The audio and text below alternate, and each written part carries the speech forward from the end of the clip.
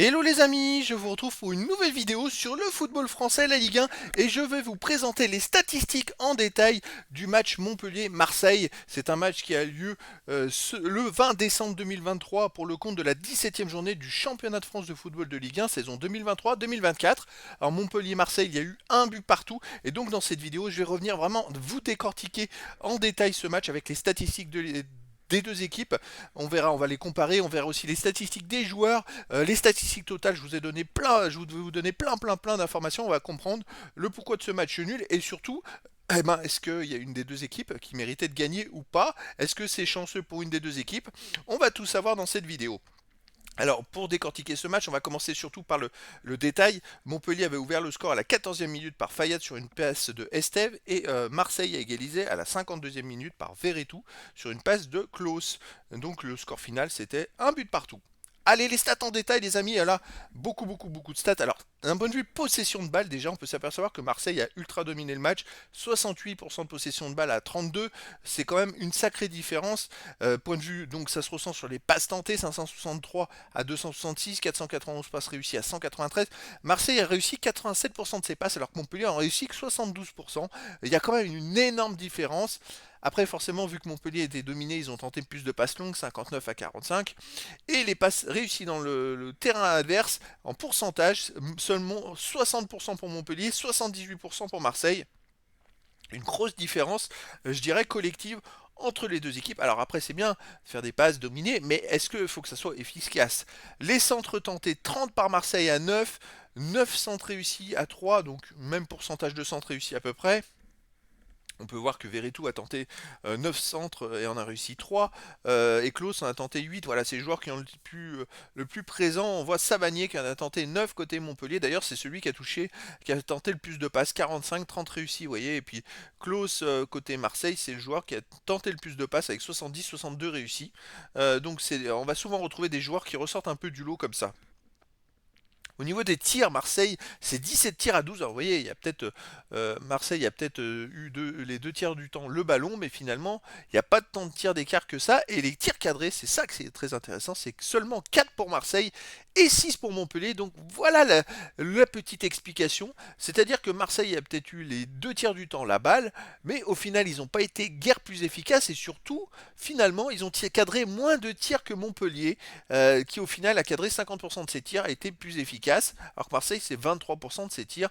Par exemple, Aubameyang c'est 5 tirs, un seul cadré, Verretou 4 tirs, 2 cadrés pour Montpellier, Adam c'est 4 tirs, 3 cadrés. Voilà, c'est pour vous donner un ordre d'idée. En tout cas, les tirs contrés, 1 pour Montpellier, 5 pour Marseille, les tirs hors surface. Finalement, il n'y en a pas tant que ça, hein. 4 pour Montpellier, 5 pour Marseille. C'est-à-dire que Montpellier a eu beau être dominé, ils n'ont pas tiré guère plus que Marseille en dehors de la surface. Tir dans surface 8 pour Montpellier, 12 pour Marseille, les occasions 8 à 14, avantage à Marseille, les corners 10 à 5, gros avantage à Marseille, les poteaux 1 pour Marseille, 0 pour Montpellier. Donc un petit coup de chance en faveur de Montpellier puisqu'il y a eu un poteau pour Marseille.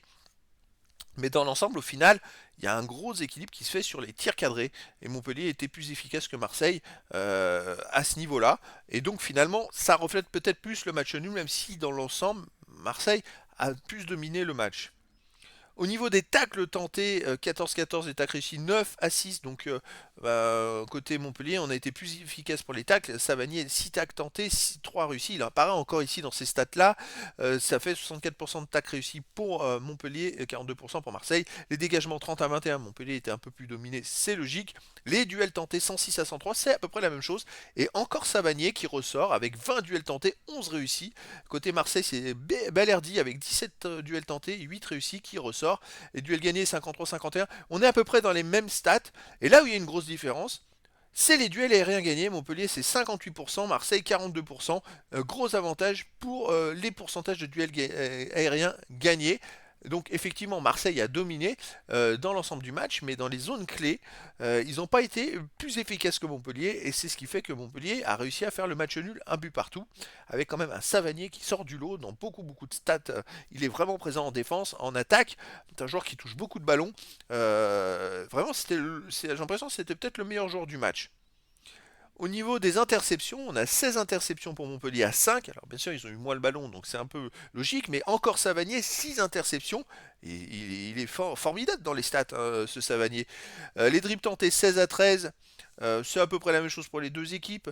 Ndiaye 4 pour Marseille, Koulibaly et El Tamari 3 pour Montpellier. Les dribbles réussis, bon bah 11 à 9. Bon, on est à peu près dans les mêmes pourcentages. Les ballons perdus, 102 pour Montpellier, 117 pour Marseille.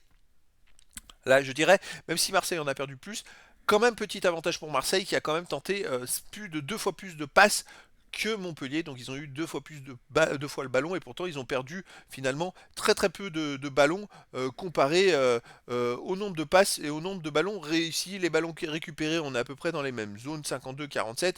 Et vous voyez, Savanier, 10 ballons récupérés, c'est celui qui a récupéré le plus de ballons dans ce match. Les ballons perdus, par contre, c'est celui qui en a perdu le plus.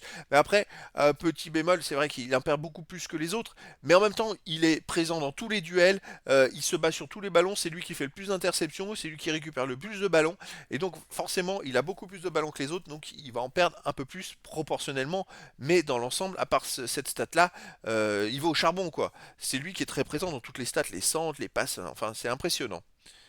Au niveau des hors-jeux, un hors-jeu pour Marseille uniquement, les fautes 21 à 13, beaucoup de fautes quand même dans ce match-là, hein, 21 fautes pour Montpellier, c'est quand même beaucoup. En 90 minutes, ça fait vraiment beaucoup. Fayad 4, Julien 4, voilà. Fautes subies donc 13 à 17. C'est Fayad qui en subit le plus. Alors, il en faut le plus, il en subit 3. Et pour Marseille, Kongogbia et Onaï avec 4 et 3. Les cartons jaunes 2 à 1. Finalement, il n'y a eu que 3 cartons jaunes dans ce match-là avec autant de fautes. C'est assez étonnant quand même. Parce qu'il y a d'autres matchs où il y a 5 à 10 fautes maxi et les équipes se retrouvent avec 2 ou 3 cartons jaunes. Là, je trouve ça un peu limite, quoi. Voilà, c'est une petite statistique quand même à souligner. Au niveau des gardiens, alors les arrêts, 3 arrêts pour le gardien de Montpellier. En même temps, ils ont alors il a fait 3 arrêts, mais je pense qu'il y a eu combien 4 tirs cadrés, c'est ça pour Marseille. Donc le quatrième, ça doit être un tir bon qui était cadré, mais qui n'était pas dangereux du tout. Pour Marseille, 5 arrêts sur les 6 tirs cadrés, c'est quand même pas rien. Ah bah non, mais c'est le but. Je suis bête, c'est le but. Donc voilà, Marseille, c'est plus d'arrêts forcément, puisque Montpellier a tiré plus cadré. Les relances main tentées, bon 4 et 2 c'est à peu près pareil. Les passes tentées, 27 pour le gardien de Montpellier, 18 pour Marseille. Alors Montpellier était dominé, donc c'est un peu plus logique que le gardien de Montpellier touchait plus la balle que le gardien de Marseille, mais ça fait pas une grosse différence. Après les passes réussies, oui, parce que le gardien de Montpellier, quand il devait tenter, il devait dégager loin, et comme Marseille faisait la pression, il récupérait plus de ballons, alors que le gardien de Marseille a peut-être servi dans le jeu, de relais dans le jeu, plus que des relances qui partent n'importe comment. Allez les joueurs maintenant dans les statistiques des joueurs. Alors on a les minutes, passes réussies, passes tentées, pourcent de passes, centre réussi, sans tenter et pourcent de centre. Voilà, alors côté Montpellier, bah, celui qui ressort vraiment c'est Savanier avec 45 passes tentées, 30 réussies, donc 66% des passes. C'est vrai qu'il a fait 7 centres, 2 réussis. Donc Savanier sort un peu plus du lot comparé à ses coéquipiers. Après, qu'est-ce qu'on a comme autre joueur 86% de passes pour un des défenseurs, Julien 13 sur 15, 100% pour Fayad, 12 sur 12 pour le milieu de terrain, mais il a tenté que 12 passes. C'est pas beaucoup. On peut savoir que Savanier a tenté 2 fois plus de passes que quasiment le deuxième est à 23, c'est Omer Agic. Il a 2 fois plus de passes que les autres. C'est un volume de jeu monstrueux. Côté Marseille, alors côté Marseille, c'est beaucoup de ballons touchés. Des pourcentages de passes qui sont très très bons. Je pense à Gigot qui a 54 passes réussies sur 56, c'est 96% de passes. Sinon, on a beaucoup de joueurs autour de 90%, c'est quand même pas rien. Beaucoup de joueurs qui ont touché plus de 50 ballons. Alors, on voit Klose, c'est 56 passes réussies sur 70, et 3 centres réussis sur 8. Forcément, les centres ratés font que ça va dans les passes ratées, bien sûr. Et donc, voilà, on a quand même un ensemble collectif marseillais beaucoup plus performant que les Montpelliérains dans le jeu en lui-même, les passes et les centres. La domination était 68% de possession de balle à 32, donc ça paraît totalement logique, mais c'était pas forcément efficace. Au niveau des tirs cadrés, tirs tentés, pourcentage de tirs, but, passe décisive, dribble réussi, dribble tenté, pourcentage de dribble. Alors, les joueurs qui sortent du lot, bon, c'est Adam, c'est un attaquant de Montpellier, 3 tirs cadrés sur 4, c'est quand même pas rien. Il a aussi réussi un dribble sur 1. Après, on a aussi Koulibaly, 3 dribbles réussis sur 3, c'est quand même pas mal.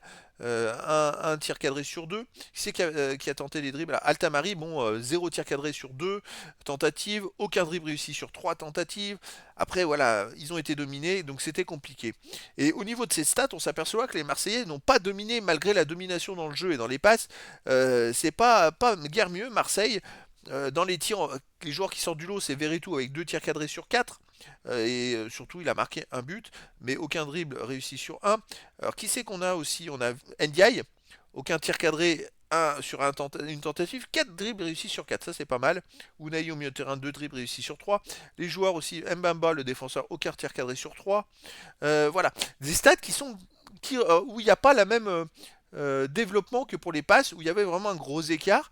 Finalement, dans les tirs, bon, il y a eu moins de tirs côté Montpellier, mais beaucoup plus cadré, beaucoup plus efficace. Les dribbles, c'est à peu près la même chose pour les deux équipes. Il y a peut-être plus de joueurs de Montpellier qui ont tenté au moins un dribble que de joueurs marseillais, finalement, qui a que 6 joueurs qui ont tenté des dribbles, alors que Montpellier, il y en a 11. Voilà, j'inclus aussi les remplaçants qui sont rentrés en cours de match.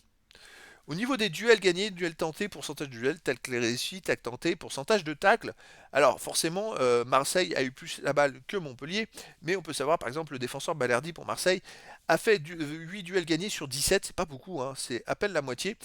Savanier pour Montpellier c'est 11 sur 20. Après les joueurs c'est loin derrière, c'est-à-dire que les autres joueurs c'est 11 duels tentés. 10 duels pour 11 pour Fayad, 10 pour Altamari.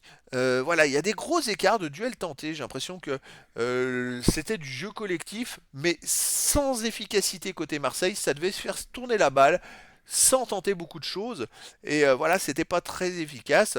Faut aller au charbon. Après, les tacles tentés et tacles réussis. Côté Marseille, il y a plus de joueurs qui ont fait des tacles. Mais voilà, finalement, les Montpelliérains, comme ils n'avaient pas la balle, ils se sont mis en opposition. Et ils n'ont pas eu besoin forcément de tenter des tacles, qui fait que ça les aurait, ils se seraient fait effacer dans le jeu. Donc voilà, on a vraiment le ressorti de ce contexte où finalement Marseille a fait circuler la balle, Montpellier a joué placé en défense, a laissé faire, et Marseille n'a pas été très efficace. Au niveau des interceptions, ballon récupéré, ballon perdu, faute, faute subie, hors-jeu, jaune et rouge. Alors là, le joueur qui sort, comme je vous en ai parlé, c'est Savanier. Il a fait 6 interceptions, 10 ballons récupérés, 25 ballons perdus. Par contre, il perd 2 fois plus de ballons que le deuxième qui est Altamari avec 13. 3 fautes, une faute subie. Mais voilà, c'est un joueur qui est vraiment présent, mais largement au-dessus des autres. Vous vous rendez compte que côté Marseille, il n'y a pas un joueur qui a fait au moins 2 interceptions. C'est assez hallucinant cette différence entre les deux équipes. Alors les Marseillais ont dominé dans le jeu, mais bon, quand ils perdaient le ballon en zone offensive, c'est quand même plus facile d'aller faire des interceptions parce que ça, en faisant le pressing, les adversaires dégagent un peu n'importe comment. Donc peut-être qu'ils ont bien dominé, que le pressing n'a pas été très efficace côté Marseille. Les ballons récupérés, voilà, il y a Kongogbia, 9 ballons récupérés. Et par contre, à noter, Kongogbia, il a perdu que 6 ballons. C'est-à-dire qu'il en a récupéré 9, il a fait une interception, et il a perdu moins de ballons qu'il a récupéré de ballons. Donc chapeau à lui, parce que de l'autre côté, on a Klose qui en perd 21 alors qu'il en intercepte que 4. Sinon, Veretout qui en perd 18, il en intercepte 6. Après, dans les autres joueurs, voilà, après, c'est les défenseurs qui interceptent plus de ballons qu'ils en perdent. Mais Kongogbia, c'est un milieu de terrain, donc c'est quand même à souligner cette performance, surtout qu'il a une faute et 4 fautes subies. Il a été très présent. Donc côté Marseille, effectivement, dans les stats, Kongogbia sort un peu du lot là-dessus, sur cette statistique-là et sur cette partie-là. Après, il a un grand gabarit, il fait beaucoup d'interceptions. Je suis pas très étonné. Sinon, contre Montpellier, est-ce que pour Montpellier, il y a d'autres joueurs qui sortent du lot? J'essaye de voir des joueurs au milieu. On a Chotard qui a 2 interceptions, 5 ballons récupérés, seulement 7 ballons perdus. Donc après les autres, ça sort pas forcément du lot, hein. C'est vrai que Fayad, c'est assez étonnant. Fayad au milieu, une interception seulement, 2 ballons récupérés seulement, 2 ballons perdus seulement. En même temps, je crois qu'il a fait que 12 passes, hein. 4 fautes, 3 fautes subies. Ouais, dans le jeu, il n'a pas super participé. Donc voilà, les statistiques, les joueurs qui sortent, bon, côté Marseille, il y a peut-être un peu Balerdi aussi à nouveau. Mais Kongogbia ressort un peu plus du lot, et puis Savanier, il a perdu beaucoup de ballons, mais il est tellement présent dans le jeu en général que c'est très intéressant. Au niveau du classement de la Ligue 1, alors, on va s'intéresser au classement de ces deux équipes. Marseille, avec ce match nul, est 6ème de Ligue 1 avec 27 points en 17 matchs, 7 victoires, 6 nuls, 4 défaites, 25 buts pour, 18 contre, plus 7 de différence de but, tandis que Montpellier, ils sont 12ème avec 18 points en 17 matchs, 4 victoires, 7 nuls, 6 défaites, 19 buts marqués, 21 encaissés, moins 2 de différence de but. Au classement, il y a donc 9 points d'écart entre les deux équipes, mais pour Montpellier, c'est plus que 4 points d'avance sur le premier barragiste pour la relégation, alors que Marseille Et t'as 4-5 points des places de, même un point de Lille. Je crois que Lille, ça serait le cinquième, est qualifié pour la Coupe d'Europe aussi. Marseille est bien remonté au classement. Au niveau des buteurs, je ne sais pas s'il y a des joueurs, on a Adams Montpellier qui est toujours à 7 buts. Sinon pour Marseille, on a Aubameyang toujours à 5 buts. Voilà, c'est les deux joueurs qui sortent dans ce lot. Au niveau des passeurs, pour Marseille, on a Aubameyang qui est meilleur passeur ex aequo avec 5 buts.